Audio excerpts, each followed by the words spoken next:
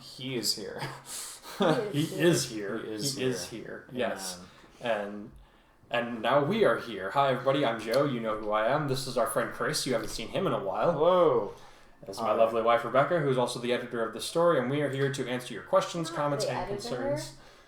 I've never edited anything. You provide editorial suggestions. I have provided feedback. I have never once edited something for him. So when you find his grammatical errors, it's not my fault. Why am I being thrown shade right now?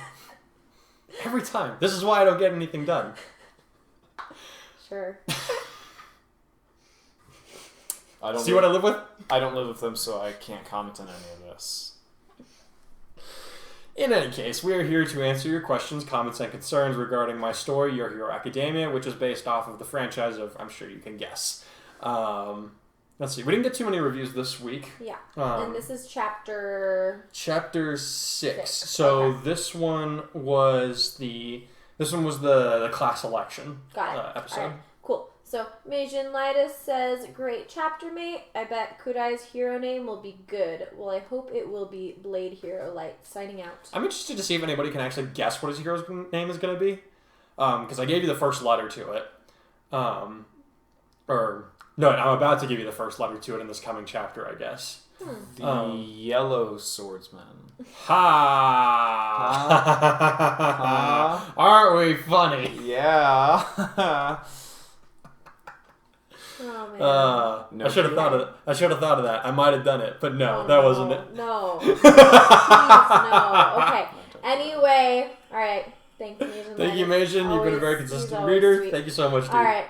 Fairy Sing Girl says, LOL, that was really funny how Kurai still had that EMP grenade and used it on reporters when they started to annoy him. And I like how Kurai was telling Izuku and Uraraka about himself and his family during lunch. There's... Oh, no capes. No capes. That's a reference from The Incredibles, right? Yes, it absolutely is. That was one of those superhero movies I grew up with, man. And they did something similar Into the Spider-Verse. Yeah. When he's all, I like the cape. Take that off. It's disrespectful. Spider-Man doesn't wear capes. Spider-Man, I'm pretty sure this is a cape. Yep. That's true. Yeah. And then the whole voting for class rep thing. I like Izuku letting Ida be class rep after the whole ordeal with the press, breaking into the school, and Ida being the one to calm everyone down. I also like how you had Kurai as one of the people who voted for Ida. And now Mina just asked Kurai out. I'm curious how that will go. Well, you get your answer to that here in a few minutes. And as for Ida being made class rep, I really didn't see... I don't know that it could have gone any other way. Just the way the class dynamic seems to work out. Let's see, was there anything else? Yeah, there's I think it's Silly Kita. That's so funny. I like that name. Nice. Not surprising that Ida still ended up as the class rep. I didn't really see that going any other way, given Kurai's personality. Glad to see an OC that isn't steamrolling his way into every important aspect of the story. I agree. I don't know how many stories I've seen when the character ends up with OFA instead of Midoriya. OFA? I'm not sure. One for all. One for all. One for all. Okay. Yeah, I've seen a lot of those. And is cool with taking the back seat to some stuff. So, I'm interested to see how this not date turns out, seeing as Kurai seems barely to have any confidence when it comes to girls. Are you playing with All Might's antennas? Yes, I am. That's disrespectful. It gives me, feed off his strength, you know. Eat this. Yeah, eat this. I kind of expected him to go for someone quieter like him, if anybody. Ships are afloat in the show, but I wouldn't call them a staple, unlike a lot of high school series, which is kind of refreshing. Good story so far. I'm curious to see the next part. Did they say somebody wider? No, quieter. Quieter. Okay. Sorry, New Mexicans, we don't pronounce our consonants very well. I heard either wider or wider. I'm like, neither of those are correct. Neither of those are correct or okay. Yeah. More quiet. Yeah. Which I actually kind of agreed, because when Joe was originally telling me about this character, I was totally shipping him with Invisible Girl. Invisible Girl, okay. Oh, I could see that. And I wouldn't call her quieter, though. But No. she's Like whenever she's not in the quiet, but because she has to make herself heard. But I just because she's always goes unnoticed. I don't know. I kind of was shipping them at first when I was hearing about this character, and so I was really surprised when Joe decided to put it with Mina. Obviously, since we ship Mina. Yeah, we ship Mina with Kirishima. Kirishima in the normal show. So it's I was also surprised. But yeah. So anyway, yes, I agree. That was a solid high five. Interesting with his personality and Mina's. See how they. Well, there's something to be said for opposites attracting. Yeah, that's true. Like on all the personality tests and stuff, total opposites. Like everything says that we should want to kill each other. Mm-hmm. But we're cool. Myers-Briggs, Enneagram, astrology, all of them. All of them, yeah. Yeah, all of them. I don't know of any. The worst combination for all of them, but we like each other. We like each other, and our life is awesome. Let's see. Slightly less awesome when I'm not around, but no, kidding. Yeah. So sorry, I lost it. They addressed the class rep. Yeah, he's kind of saying something similar to what I was saying. Like, I didn't really see anybody but Ida. Like, I mean, maybe if Ida wasn't there, Yaoyorozu would have gotten it. But, I was thinking that. But too. he is, but he's still there, and his character's a little different because of Kurai's influence. But he's still the same person. He's still the same person at his core, and those core values are what makes him a really good leader. Mm-hmm. So I didn't really see, and like others will be able, and the others were able to recognize that. So I didn't really see any reason to change that up. Kurai certainly wasn't going to do it. He's introverted. He doesn't like exerting himself or his person or his he doesn't like exerting his force of will over other people. Which is surprising and different from your normal original character. Yeah, most of the time my characters have pretty strong personalities that get up in people's faces. I feel like sometimes he does. When he's been overusing his quirk, he gets like that. So he still has that very characteristic Mataris original character vibe sometimes, but not all the time. I was going to say, though, I could see Kirishima, Dark Shadow, what's the acid girl's name again? Mina. I could see any one of them being class rep possibly just because of their confidence. Well, mostly with Kirishima and her... Tokoyami? Tokoyami mostly for his intelligence and like his wisdom, I could see. Okay, yeah. I don't think that I could see it as an intellectual, but I don't see him doing it. Taking the initiative. I don't see him taking the initiative. He doesn't. I don't think he even volunteered his name when the episode was showing. No, you're right. What I was trying to say is like I feel like he would be good as class rep. And I'm sure he would, but I don't think he has the confidence for it. Yeah, for that I would think the other two, and I would even say, I mean, if Kirishima was one of the first people to be like, "Hey guys, pick me." Yeah. Bakugo would totally go for it, too. He did go for it. He got pissed at people when they didn't vote for him. Yes, he did. But he would be a terrible class rep. Yeah, he would. He'd basically be a drill sergeant. Nice. So the next thing that they addressed was how they liked that he wasn't overpowered and he wasn't inheriting one for all. So you haven't replaced the main character. You've just shifted our focus to another character. Yeah. So, My Hero Academia... Yeah. Midoriya, Deku is the main character. The story is about him. I want to cover the same universe and the same events that unravel, just from a different point of view. So Deku's not always going to be in the shot, and you'll kind of see that in this next chapter. He's not in it too much because this is Kurai's story. The story begins with him saying, "This is the story of how I die." So we're getting things set up to head toward that. We're viewing the story through different lens. Yes. So yeah, that's cool that they like that. Sorry, I don't know. And then all the shipping stuff, which we covered. Yeah. So yeah, that was the reviews for this week. All right. Well, so if that's it for the reviews, we're going to leave you guys here for a minute, and you'll be now hearing my dramatic reading of the next chapter. So we'll be back in a bit. Chapter 6. Dreams and Nightmares. All right, I'll see you guys later. Kurai called down the hall as he put his shoes on. "If I'm late for dinner, don't wait up." It was Sunday and noon was fast approaching, which meant that he needed to get going if he was going to meet up with Mina in time for lunch. "Just remember that if you're out past 10, I'm sending a squad car after you," his father called back, bringing a smile to his face. "Wait, Kurai," Akurui called as he dashed down the hall. "I need to tell you something." "What's up?" the elder Hogosha asked with a raised eyebrow. "There was a bonus surprise item that I included with the original design of your costume that took a little longer for the safety board to review," the other boy answered. "I just got an email saying that it passed the regulations." Wait, shouldn't I have received that? Kurai frowned. I hacked your email, his brother said unabashedly. You... Again?! Well, if you don't want me breaking into it, come up with a better password than your celebrity crush's hometown and birthday, Akurui admonished him. In any case, the item will be added to your costume by your next hero training class. Did you at least figure out a way to let me release more energy without blowing my top then? Kurai grumbled, more than a little put out by his brother's occasional habit of intruding on his privacy with his quirk. Not yet, Akurui replied, still working on that. But I thought that given the simplicity of the design, it wouldn't hurt for you to have something that helps you stand out among other people, especially those with flashy support items. Wait, so what is it then? Sorry I'm late, Kurai called as he jogged toward awaiting Ashido. They had agreed to meet at a mall, which made spotting her a little more difficult than normal, but it wasn't as though Ashido was a difficult person to pick out from a crowd. My brother stopped me on the way out, so I missed the first train. Not a problem, she grinned as she wove around a group of young adults to come face to face with him. I was actually running a little late myself, so now I don't feel as bad about it. Kurai blinked a couple of times as he took in the sight of Mina in a bright yellow sundress, all smiles as she usually was. I feel totally underdressed, was all he could think to say, glancing down at his jeans and an orange t-shirt with the kanji symbol for turtle detailed in black and white on his back. Don't worry about it, she laughed as she slapped him on the shoulder. One of the advantages of a not date is that you don't have to worry about dressing up nice if you don't want to. Yeah, but, he said awkwardly as he tried not to stare at her attire, you clearly went out of your way to look nice for this, and now I feel totally lame. Listen up, she told him, still grinning as he reddened slightly. We're just hanging out, got it? I would have dressed this way if I was hanging here with any of my friends or family, you know? Kurai wasn't sure that he bought that, but he recognized her effort to make him less uncomfortable, so he forced himself to nod and smile back.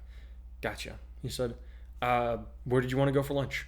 Ooh, there's this place that makes really good natto with okra, she exclaimed, grabbing his hand and leading him through the crowd. What, don't people usually eat that for breakfast? He asked as he all but stumbled after her. Who cares? It's the best. To her credit, the food was pretty good, even if he didn't understand her absolute love of the stuff. So, explain something to me, he said as he started to eat. What exactly is the difference between a date and a not date? All around them were patrons sitting down to take a break from their shopping, forming a nice set of background noise for the pair that wasn't so loud that they needed to shout to be heard. Well, when there are people on a date, there's stuff like the guy pays for everything, tells the girl how pretty she is, walks her home, that kind of stuff, she answered. On a not date, both people pay for their own things. There's no mandatory hand-holding or compliments, and when they leave the place, he doesn't have to see her home. Huh, Kurai said through a mouthful of rice. After swallowing, he said, So, if you weren't hanging out with me, what do you usually do on your weekends? I'd probably be hanging out with the girls or watching horror/suspense movies, Mina answered. You? Well, I've got all my studies and homework done, so I'd likely be working on my motorcycle or spending time with my brother, he replied with a shrug. I think I mentioned him when we... Wait a sec, you've got a bike? Ashido interrupted, almost spitting her food in the process. I totally pegged you as a Mr. No Risk and straight A's in school. I'm not really sure if that's supposed to be a compliment or an insult, he said with a quizzical look at her. Neither, really, she giggled. Just what I thought. Me? I've got 2 older brothers that are both in college. You get on well? Not really. She shrugged, her smile dropping in favor of a more neutral look. Both of them are super smart and got into university on scholarships. Me, I've always been something of a slacker, so I guess they always kind of look down on me for that. I'm sorry to hear that, Kurai said sympathetically. But hey, you got into a pretty prestigious academy, and for heroes no less, so there's that. I know, I can't wait to rub it in their faces when we come home during summer break. The girl grinned mischievously. And my mom and dad were totally supportive of me becoming a hero, which meant a lot to me. I know what you mean. Kurai smiled as he poked at his food. My folks were really proud that I made it into UA. Akurui, too. Is he your brother? Mina guessed. What's he like? Well, if I'm the next All Might, then he's the next David Shield. Kurai laughed, making Mina smile. The kid is a genius among geniuses, provided his quirk is in effect. His quirk makes him smart? She asked. Yeah, but it works based on how much sunlight he's getting, the boy answered. The sunnier it is, the smarter he gets. Even moonlight can boost his IQ, but it's not as effective. During the night, he's mostly normal in terms of intelligence, though unless he goes outside for direct exposure. He actually helped me to design my costume. Wow, that's really cool that you have a brother who supports you like that, Ashido said wistfully. If he's so smart, I assume there's more to your costume than meets the eye? Oh yeah, Kurai nodded immediately. It applies pressure to nerve points that help keep me calm whenever I use my quirk. Otherwise, it's a risk that I'll blow my top and lose control. Yeah, I remember how you looked pretty steamed toward the end of the entrance exam, and that time Mr. Aizawa told us that he lied about the practical test. She recalled, looking upward as if trying to envision the events. I've told a few others about the drawbacks to my quirk, but I guess it never came up with us, Kurai realized. Well, Long story short, if I use my quirk too much, I get so angry that I have an aneurysm. Yikes, Mina yelped. I thought my quirk's drawback was bad, but that's just awful. Take you and Midoriya, I'm not sure which one of you has it worse. Hey, we both have some pretty awesome powers that come with those drawbacks, Kurai shrugged. Besides, I'm training so that I can increase the amount of power that I release before I hit that point. What happens when you overuse your quirk? Well, you know how I use acid and my body's pretty much immune to this stuff, Ashido replied before taking a healthy gulp from her soda. If I use it too much or I don't keep the pH factor in check, it can eat up my skin whenever I secrete it. Super painful. Ouch, Kurai agreed. Still, based on what I've seen of your quirk so far, I think you've got a pretty good shot at being a pro. When I'm competing against people like you, Todoroki, and Yamamo? The girl scoffed. You've all got way more powerful quirks than me, and you're super smart, too. I doubt that any of us are smarter than you, Kurai said with a slight frown. Maybe more dedicated to our studies, sure, but you wouldn't have made it into UA if you didn't have pro potential. Yeah, but studying books and all that is so boring, she groaned as she leaned her head back in her seat. I agree, but I make myself do it anyway, he shrugged. It's not like I enjoy it, but I'd rather hit the books now so that when I'm a pro, I don't have to worry about textbook junk again. I wish I was that motivated, the girl grumbled. I can barely make myself do my homework, forget studying for tests. I'll help you study, Kurai volunteered. Huh? She jerked her head back up, looking surprised. You will? Sure, he shrugged. Ida and I study together pretty often during the week. Why can't we do the same? Akudori has figured out shortcuts to memorizing stuff that most professors don't even know about yet, so he's a big help too. Seriously? Mina exclaimed, a delighted smile lighting her face up again. Then her expression changed to a confused one as she sat back in her chair. Huh. What's wrong? I got excited about studying, she muttered. I've never done that. It's really weird. Hey, whatever gets you motivated, Kurai replied before finishing his own drink. Say, you said you're into horror movies, yeah? Uh-huh. She nodded, her movements returning to her usual state of exuberance. My favorite is that Ridley Scott movie, Alien. The one where the alien impregnates the host and then tears him up when he comes out? Kurai asked with a slight grimace. That thing gave me nightmares for weeks when my cousin made me watch it. I know, it's awesome, she laughed. Thrill seeker, are you? Kurai asked with a raised eyebrow. Yep, she grinned. I'm pumped for the 50K remastered version coming out this Christmas. Hold on, didn't you say you were into How to Train Your Dragon? Kurai inquired, bewildered. Those are totally different genres. I like American movies. Especially the classic ones, she answered. Anime tends to get a little repetitive after a while. What, buff guys roiding out next to girls with half their clothes missing and then screaming messages about how love and family is more important than anything else? Kurai asked with a raised eyebrow. I'm guessing you've had this conversation before, Mina smirked. Hey, you like creepy-ass aliens that murder space scientists. I like watching Goku and Vegeta turn on the blonde to beat the living daylights out of anyone stupid enough to mess with them. He shrugged. Teach their own, right? Fair enough, the girl laughed. Well, since we're on the subject, you want to go see a movie now that we're done with lunch? I heard that Star Wars The Jedi Crusader was supposed to be really good. That's out already? Kurai all but yelped. I totally forgot since I was trying to get into UA and keeping up with classes since school started. Crap! I take it you're not a Trekkie then, Mina giggled. The Enterprise can take a trek out of Star Wars' path to glory, Kurai replied as he grabbed Mina's hand and all but pulled her out of her seat. Come on, I want to catch the next showing. So, did you like it? Mina asked as they walked out of the theater, a blank look on Kurai's face, his lips moving without any sound coming out. But, are you kidding me? He answered, finally turning to look her in the eyes as he grabbed her by the shoulders with a huge grin.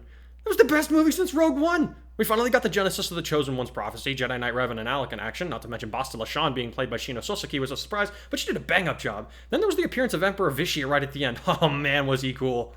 It's almost frightening how much you resemble Midoriya right now. Mina laughed, causing her classmate to turn red with embarrassment almost instantly, which just made her laugh even more. I'm sorry about that, he mumbled once he had settled down a little. Don't worry about it, she grinned. It's actually pretty cute that you get so fired up about this stuff. I didn't think you had that kind of spunk. Her compliment embarrassed him further, so he just shut his mouth and followed her away from the movie theater. They spent the rest of the afternoon browsing through various stores, from a bookstore to a clothing shop. However, since they were on a not date, Mina did not make Kurai praise her in different outfits, much to his relief. Even if we were on a date, I don't think I could help you there, he told her as they left that shop. I don't have any sisters, and my own fashion is questionable by the standards of the rest of the world. Case in point.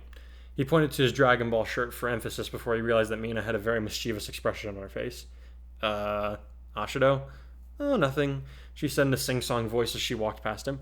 That was not nothing, Kurai protested as he jogged a few steps to catch up with her. What'd I do? Or what did you do? Who did what? You just mentioned a situation where we were on a real date without freaking out about it. She shrugged, maintaining her smile. It's nice to know that on some level you're not opposed to the idea. Her words caused him to stop in place, face blank. Am I opposed to it? He thought after a moment. He never thought much about dating, and any time in the past that he had a crush, he'd been too shy to act on it. Now that he thought about it, though, he supposed that dating Mina might be kind of nice.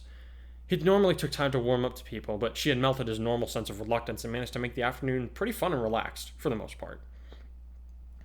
Still, it had only been one afternoon. They hadn't known each other for very long, he reasoned. Maybe with a little bit more time we'll see, he decided. After all, pros had to consider the fact that villains tended to target the family members of heroes if they had the opportunity. I suppose since we both want to be heroes, it's a little different, but there's the issue of being able to keep our heads in the game during a crisis and not worrying about each other. Hey, you okay? Mina asked him as she waved a hand in front of his face, bringing him back to the moment. He spaced out there for a sec. Sorry, he apologized. You just caught me off guard. Yeah, she replied with a subdued smile. Was I wrong then? About you thinking it would be okay if we tried dating for real? Well, to be fair, you kind of sprung that on me, he answered with a nervous chuckle. Honestly, you seem like a really cool girl, Ashido. The thing is, I've never been on a real date before, and I'm usually so busy trying to be a good student that I don't really know how all of that is supposed to work. Plus, like I said, I'm not the most social guy around. Really awkward. Yeah, and I'm the girl that most people pass off as an airhead who doesn't know what's going on around her. Mina shrugged. But you didn't treat me like that, so I thought maybe you were interested, you know? I can't say I'm not interested, Kurai said, stumbling over the words a little bit. I'm just a cautious guy, you know? My main concern is that we haven't known each other for very long. Other than that, yeah, you seem really nice. I guess that's as good as I'm going to get for today, Mina replied, her smile brightening up again. Leaning closer to the boy, she said in a lowered tone, But I won't wait around for everybody. If I feel like you're keeping me dangling for too long, I'm out of here. I can respect that, he said as she started to pull back. And if I figure out things too late, well then, that's on me. Glad to know where we stand, the girl replied as she straightened up. Do you want to grab some dinner in a little bit? There's a park near here. We can hang out until then. Sure, Kurai nodded. I'd like that.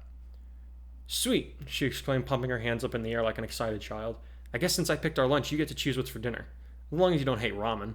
He grinned, trying not to laugh as her face fell at the mention of what was perhaps one of the most common dishes around. I'm kidding. How about some tempura? Alright, I can get behind that. So, I heard you had an eventful Sunday, Ida said as he and Kurai approached the stairs that led up to their classroom. The shorter boy tripped and would have caved his face in on the stairs had Ida's quick reflexes not saved him. Are you alright? He asked as he helped Kurai to straighten up, alarmed. I don't know, he answered. That depends on what you heard. Also, who told you? I went by to see if you wanted to work out after lunch, but Akururi told me you were out with a girl. Ida answered. That little... Kurai started, then forced himself to calm down with several deep, measured breaths. Yeah, I was on a not date, apparently, he finally said as he started heading up the stairs. A not date? Ida asked, bewildered. What is that? Like a real date, except the girl pays for herself and there are no hard feelings if things don't work out? His friend answered. I think. Was it someone in our class? The class rep asked, his eyes piercing behind his glasses.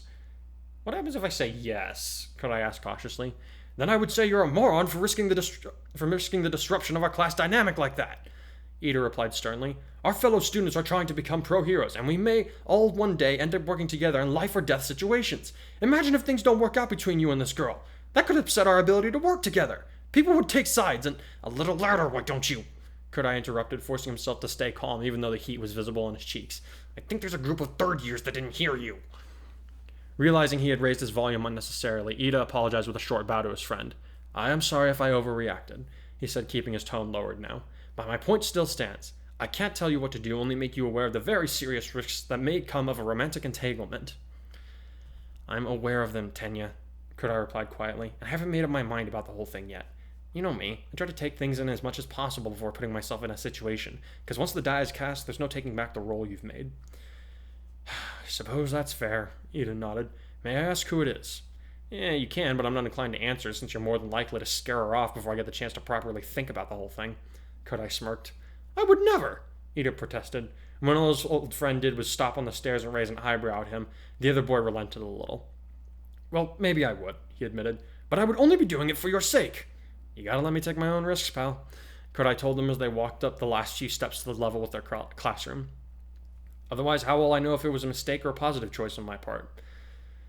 I'll figure it out on my own then, Ida declared. I really will use your legs for parts on my bike.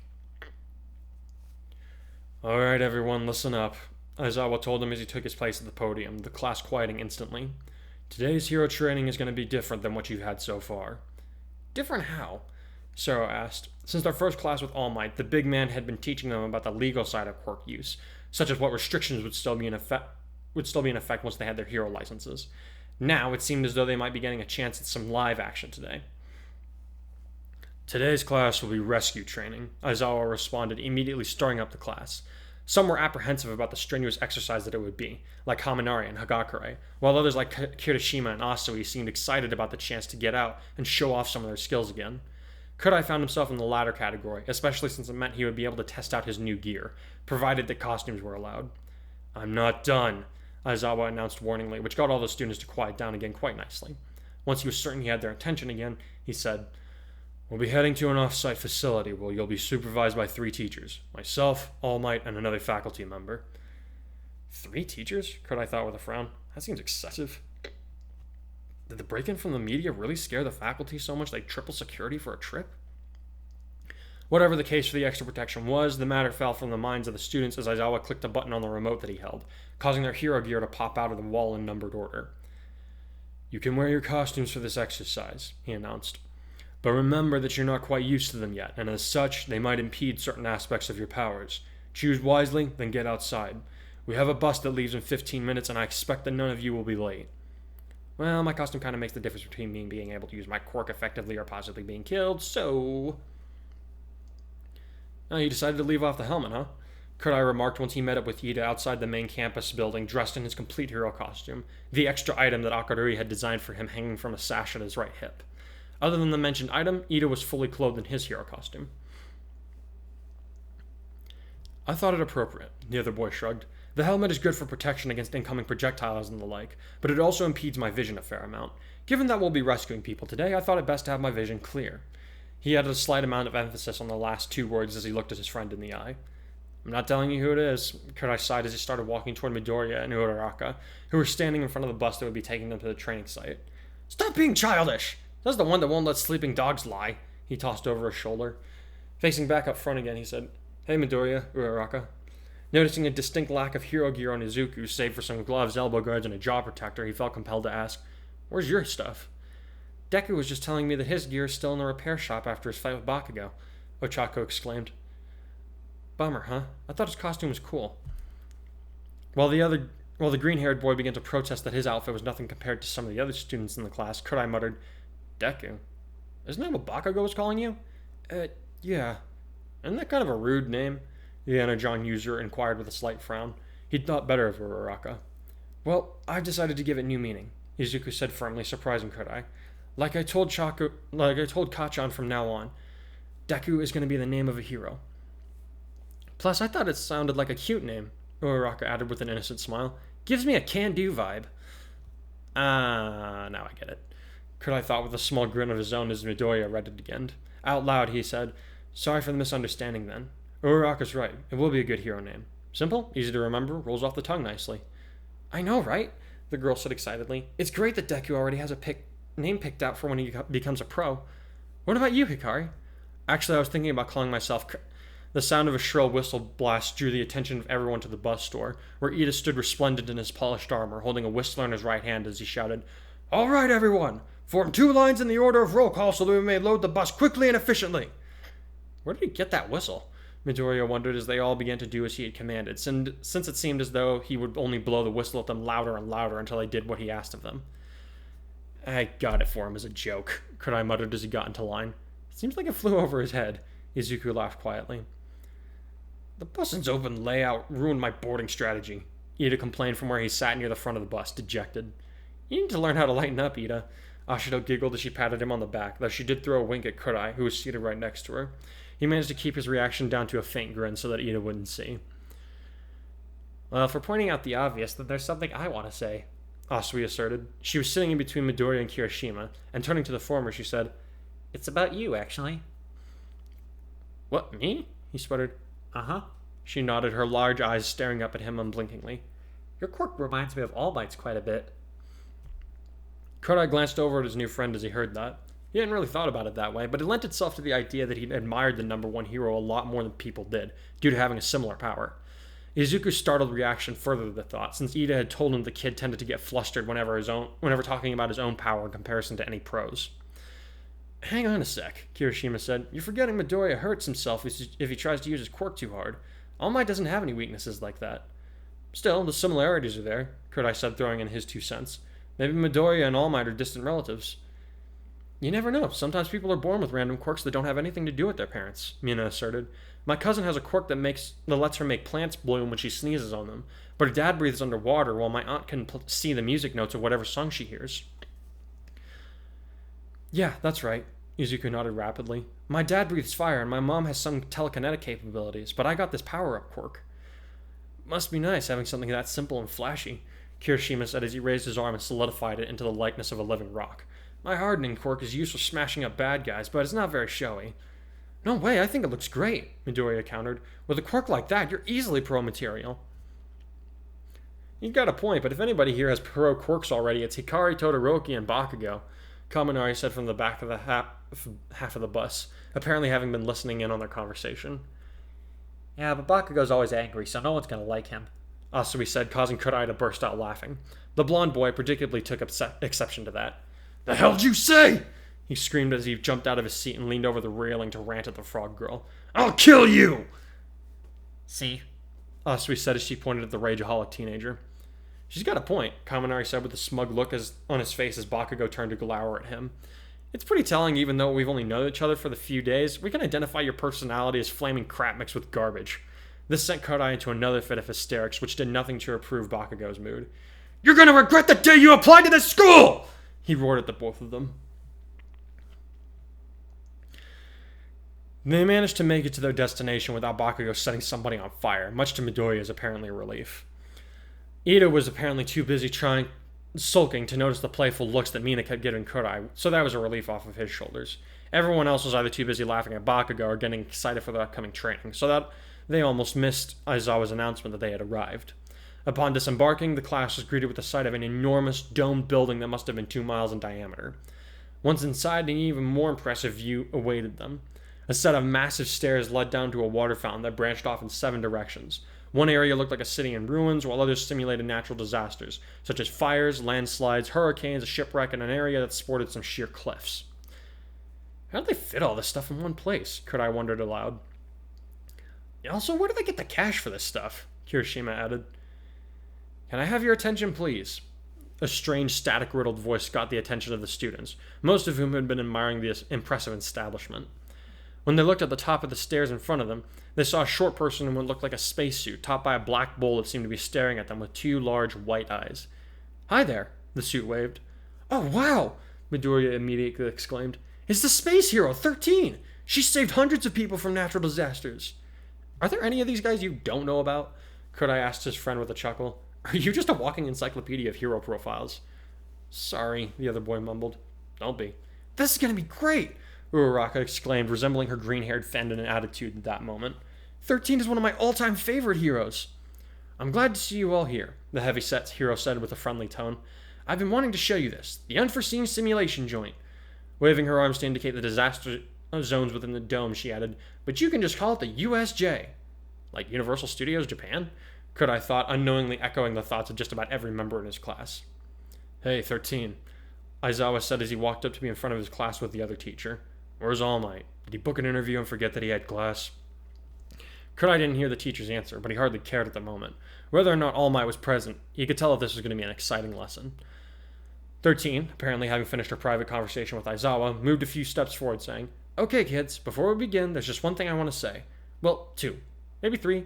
No, wait, 4 or 5. We get it, Class 1A said in unison. Alright, 13 began. I'm sure some of you know about my quirk, Black Hole. I can use it to suck up any matter within range and turn it into dust in my hands. While this power has allowed me to save a lot of people, it's important to remember that such an ability could very well kill somebody if used improperly. She allowed the students a moment to consider the implications of what she was telling them, then continued her lecture. In our superhuman society, all quirks are registered and stringently regulated, which often makes us unaware of how dangerous they can actually be. But, thanks to Aizawa's quirk assessment and All Might's combat training, you have an idea of your limits and what harm you could potentially cause others if you used your quirks recklessly. So I advise you to carry over what you learned from those lessons to this one. Giving them all a funny little bow, the pro hero declared, "That's it from me. Thanks for listening, guys." As the class applauded her, Aizawa muttered, "Great. Now that we're done here, we should get..." Whatever else it was that his teacher said, Kurai didn't register. A loud buzzing sound coming from the lights that illuminated the dome caused him to look up with a frown, elbowing the person to his right as he did, which happened to be Kirishima. At the same time, a strange shiver ran down his spine, serving to put him on edge. "What's up?" the red-haired student asked as he followed his classmates' gaze. "Huh? Why are the light... What the heck is that?"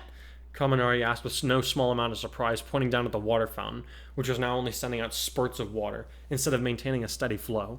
In front of it, a dark shadow was growing rapidly, and Kurai felt that shiver go down his spine again.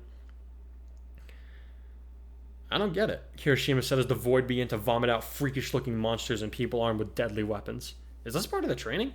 Are we getting started already?" Kaminari asked as he took a step forward. "I thought we were rescuing people." "Stay back!" Aizawa barked with more intensity in his voice than his students had ever heard from him. Oh boy. Kurai thought, a horrible suspicion coming to the forefront of his mind. Almost unconsciously, he held out his left arm to keep Mina from advancing to get a closer look. "What's going on?" she asked him, or Aizawa. He wasn't sure since he was keeping his own eyes fixed on the ever-growing mass of nightmares. Among them stepped out two figures from the darkness that could only be described as demonic. One, pale and thin, with what looked like severed hands gripping him at his elbows, shoulders, neck, and face. The other, a black and red hulking brute that surpassed All Might's size, with jagged teeth coming out from a beak that sat underneath his... Is that his brain? "This is real," Aizawa said tightly as he slipped on his yellow goggles without looking at them. "Those are villains." "Ah, crap. How'd they get in here?" Ashido asked in a frightened voice. "Good question," 13 muttered, looking around her. "The alarms aren't going off either. Then it's likely they have someone among their numbers that has a quirk capable of jamming the security measures," Todoroki said as he took a few steps forward. The normally reclusive boy was now showing a steely resolve as he looked down on the villains that were presumably coming after them. "They are fools for trespassing here, but it's clear they've thought this out. The only thing that I don't understand is what they hope to accomplish by attacking us here." "Whatever it is, it's none of your concern," Aizawa asserted as he walked up to the first step on the staircase. 13. Get outside with the students and alert the main campus. On second thought, if they're jamming our security measures, I'd be willing to bet that they disrupted our long-range communications too. Kaminari, try to use your quirk to get a signal through to the rest of the school faculty." "Yes, sir," the boy answered, his brow immediately bending downward as he tried to do what the teacher was ordering. "Wait, are you planning to fight them all by yourself?" Izuku asked the black-haired man nervously. "Your quirk isn't suited for that. Your specialty is one-on-one, maybe in a group with an ambush tactic. Not a small army like that." Aizawa looked over his shoulder at his student and said, "You can't be a pro if you only have one trick." Turning to his peer, he said, "I leave them in your hands, 13. Keep them safe." With that, he launched himself down the stairs at a surprising speed, dark hair and scarf flying as he went out to meet the dark forces. What are you laughing at me for? Sorry, I was just laughing at the way our last video started. How did our last video start? Nothing, don't worry about it. Sorry. So we're here to discuss the chapter that you just heard, if you're still around for that. Let's see. So, Chris, we gave you... I kind of gave you a rundown of the story leading up to it so far, and then I read you the chapter in its entirety, but we do have a few points that we wanted to cover across. Yeah. So the story opens with him and his brother. This is the first, we saw Akurui, his brother, for one short scene, at the end of the first chapter. But we haven't really seen, we've heard him talk about Akurui a little bit. This is the first time we actually get to see a, one-on-one interaction between the two of them, which I thought was important to cover at this point. I don't know, what do you think? What do you think of Akurui at this point? I'm sorry, I didn't realize that this was the first time we'd met him. I have to think now. That you caught me off guard with that one. Sorry about that. This was the first time Chris got to meet this character. This is true. Yes. What do you think of the younger brother? He's interesting. Wait, the character you wrote in this fanfiction, the guy we're following? His younger brother. Both are original characters created by I vaguely remember the brother. It's okay. Sorry. I was mostly focused on, like, him and the... So, I was trying... So, the challenge that I had with this was, like... I've covered this a couple times now where Akaru's quirk makes him super smart. I'm trying to, like... And, like, that's obviously going to come into play with how he interacts with people. But it's kind of hard to figure out, like, what the interaction between him and his brother would be. You know, this is somebody he's grown up with. He's known him since birth. They know each other pretty in and out. How much would his like super intelligence play into their interactions? I kind of mentioned it's clear this isn't the first time he's invaded his brother's privacy. He's kind of irritated about that, but at the same time he's kind of like, this is par for the course, blah blah blah. But he's also like super supportive of him wanting to become a hero to the point where he helps him design his costume. And I feel like there's something that I feel like is kind of lacking in the original series is the interaction between siblings. I mean, we see Todoroki with his sister and his brother a little bit. But other than that, we don't really see or hear too much about the other characters having siblings. So I felt like that was something that could be done. Yeah. I don't know, but... No, yeah, and I think, it kind of, I feel like there's some foreshadowing, you can kind of see, okay, this character is we're going to have a kid who's not a UA student, but is still going to, or he's not yet, right? He's not. He's younger. No, yeah, he's young. He's younger. He hasn't even said if he wants to go to UA. Yeah, so there's going to be a kid who's not a UA student who's going to have an active role in the story. So that'll be interesting too, because it's a little different from the way it gets started. In the prologue, Kurai states that the files that he's recorded concerning the story can be found with his brother. So his brother will become his brother's going to become a more prominent character as time goes on. Yeah. So we get to kind of have this new another little window into this world. Yeah, I think when you're introducing original characters into a story like this, it's better to do them like one at a time. Yeah. Because if you throw too many of them in there at once, it can feel a little overwhelming to anybody that's familiar and comfortable with the way the franchise is already unfolded. Okay, cool. So that was the beginning, and then the next, I feel like the biggest chunk of the chapter was the not date. Yeah. That was fun. Apparently, I did not coin that phrase. One of my readers messaged me and said that they had heard. They had heard that. Oh yeah, you definitely didn't coin that. Okay, I've heard many people. Collins and I were trying to figure out, like, did I hear that from you? Did you hear it from me? And we were just like, did we coin that somehow? No, I've heard that from many people. Okay, all right. Good to know. I was around for a while. Okay, all right, cool. Awesome. Cool. Okay. We weren't sure. Anyway. So what I was trying to get across with that part of the chapter was like a lot of what happens in the show is like it's all related toward them becoming heroes in some aspect or another. There's very little exploration into the characters and like their casual day-to-day lives.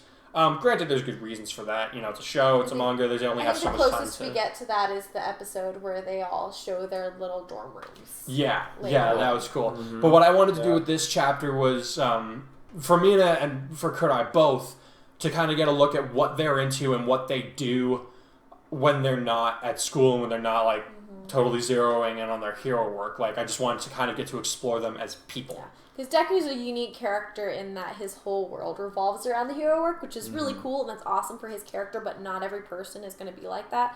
Right. And so you get to kind of get to know different aspects of their personalities. Plus, go ahead. No, plus also with Deku, too, like, he is in a very unique situation compared to the rest of them, too.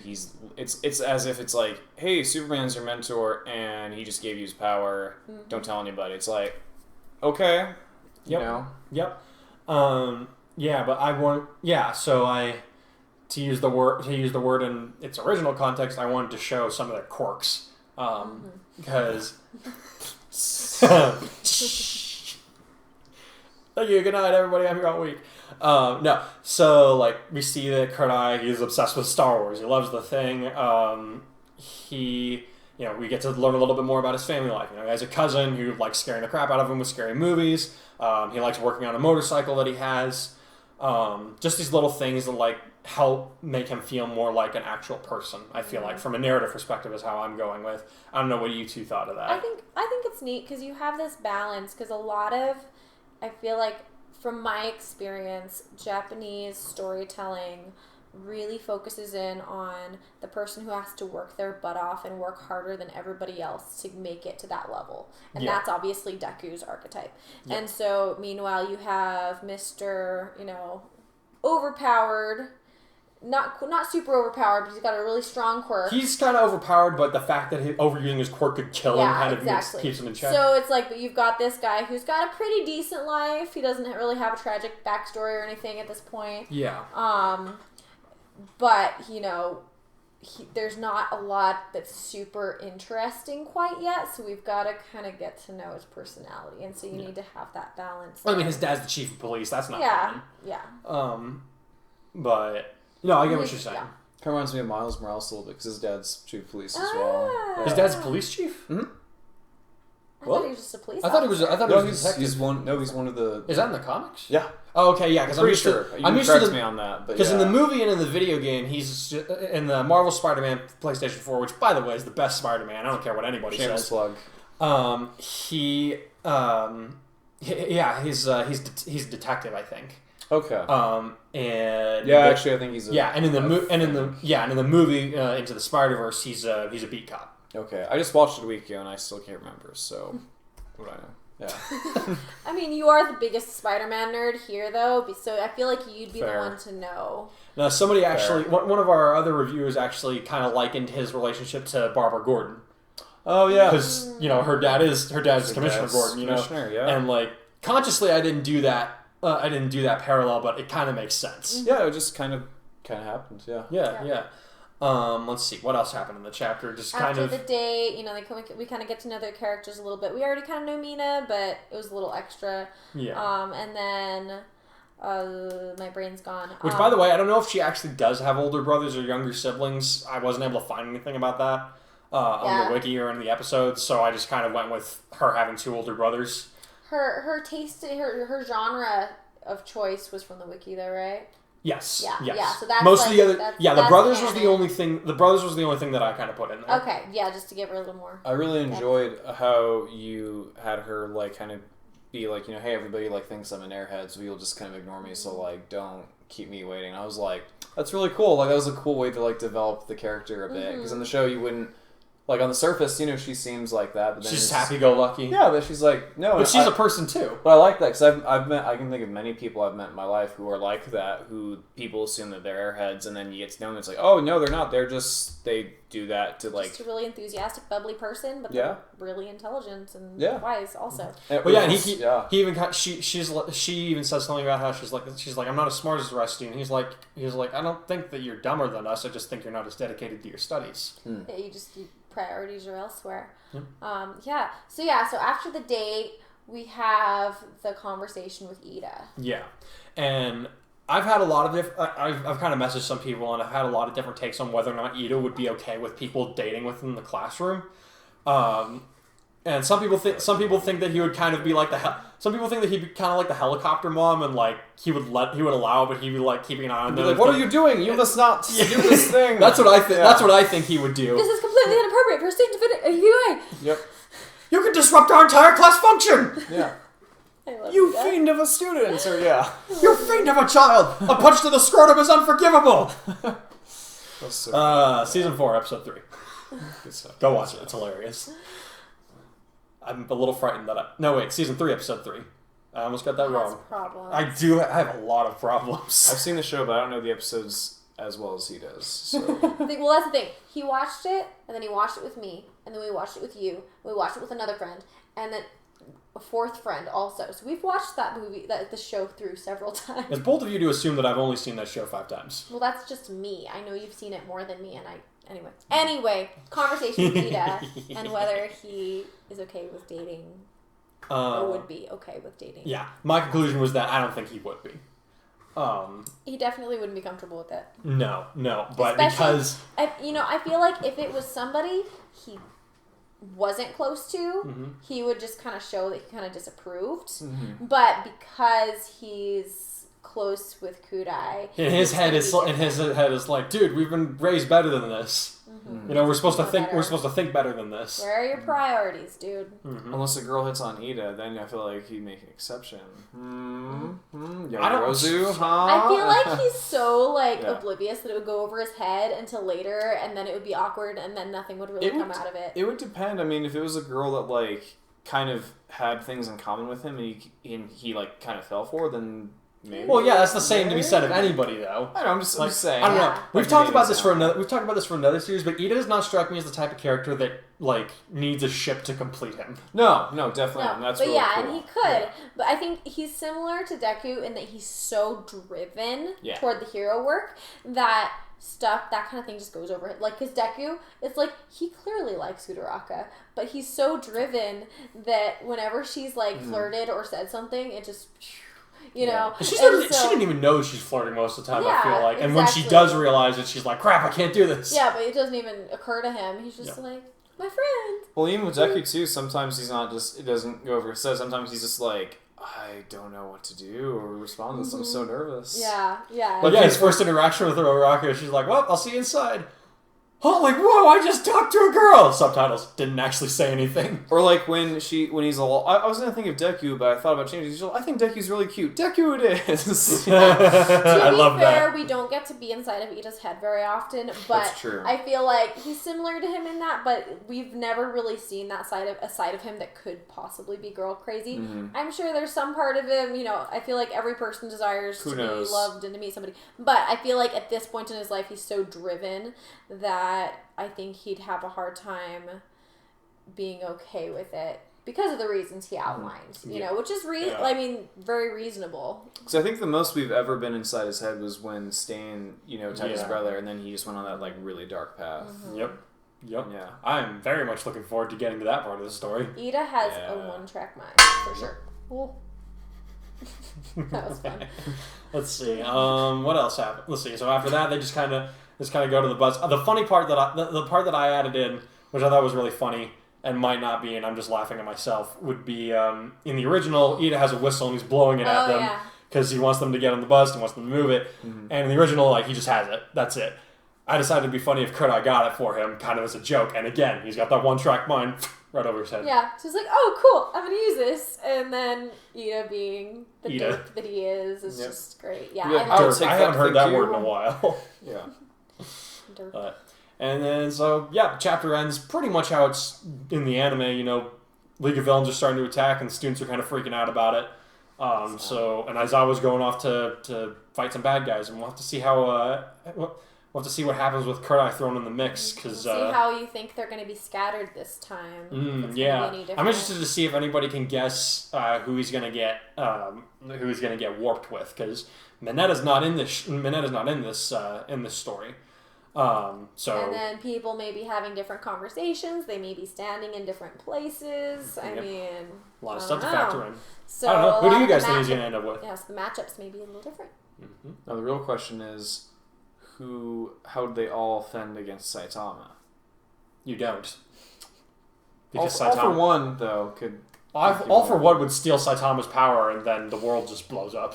Yeah, at that point, That's how that it'd be, goes. It'd be like who hits first at that point. Yeah, that's... But I anyway, don't want to see that fight. Nothing good comes of that. Dude, that'd be And an Psyche epic just fight. rewinds it. Yeah. Idiot. Oh, you're thinking of Psyche for Psyche K. He's thinking of Saitama for One Punch Man. No, I know. Yeah, I'm no, trying yeah. to be Oh, funny. She was adding Oh, it both- to it, because they're both very meta. See, We're I can write writing Ida. a fan I can fiction. I can Yes. I can write Ida very easily because everything just does this to me. Yeah. Well, Psyche K versus Saitama, that'd be pretty cool. Yes. Nope. I'm not going there. So I'm not going there. I'm not going there. you know I'm not I'm doing right. it. You I'm know not I'm doing right. it. It'd be No. Anyway. Before I start getting down that rabbit trail, I want to say thanks to everybody for listening. Thank you, Chris, for being here. Of course. And I will see you guys for the next video in a couple of weeks or whatever I get around to posting it, because who knows these days. Plus Ultra, everybody.